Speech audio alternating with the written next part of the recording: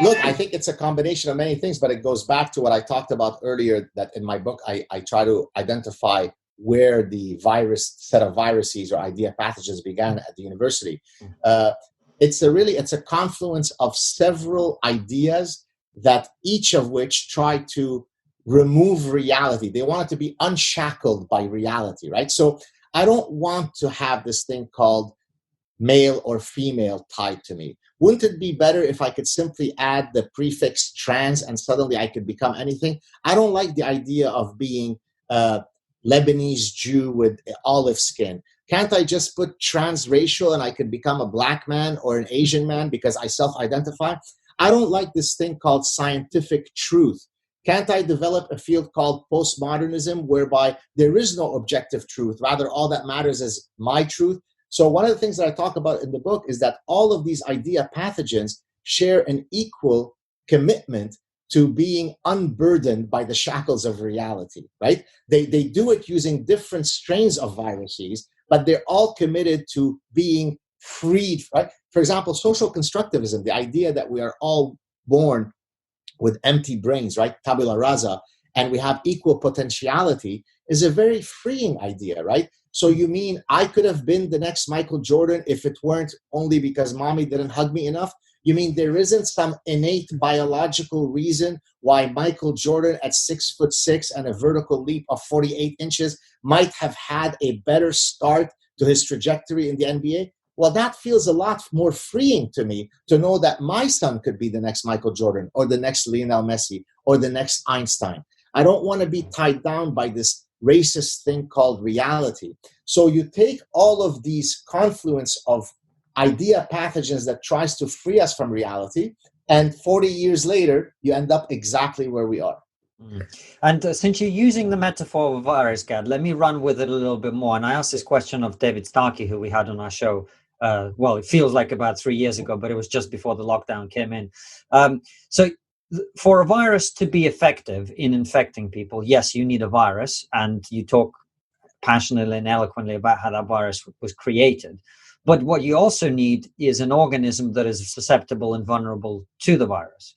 So what is it about Western society at this point in time, and perhaps over the last couple of decades, that we have been so utterly open to this infection?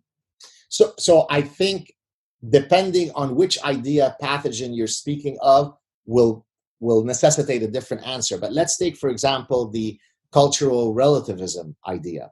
Who are we to judge the cutting off of clitorises of little girls, right? It's racist of us to do that. It's phobic, right? Well, that comes from a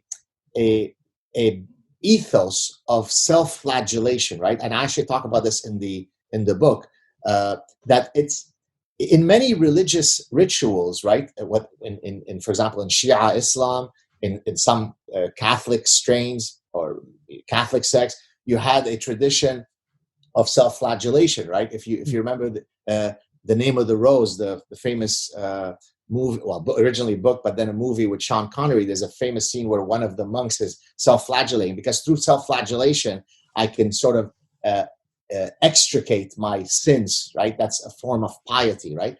Well, I think for a wide range of reasons, the West has been infected with a self-loathing perspective, right? All ills come from the West, and therefore anything that you see, there is a way to link it back to evil white man, to white colonialism, to white science, right? And therefore cultural relativism then becomes a consequence of that, right? The noble brown people can't be doing something wrong because they are noble brown people. So how could you be criticizing their religious imperative to engage in clitoris cutting when reality is it's the white man that is at the source of all evil? Now, you might think that I'm being hyperbolic. I'm not.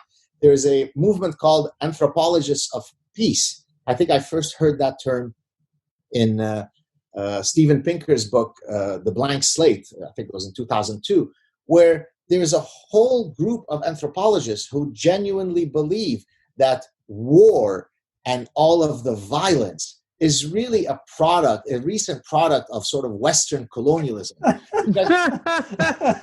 Because we don't have any data whatsoever that prior to British colonialism, since you are in England, that men engaged in any kind of violence. They just kind of had fig leaves in their genitalia. They walked hand in hand in shingles. They sang Imagine by John Lennon. But it is really white man that has introduced this brutish, right? You have to return to the era of the noble savage, Jean-Jacques Rousseau, right? Noble savage. Well, today, the noble brown people is the instantiation of the noble savage. Now, again, savage, I don't mean it in a derogatory sense. This is the Jean-Jacques Rousseau term.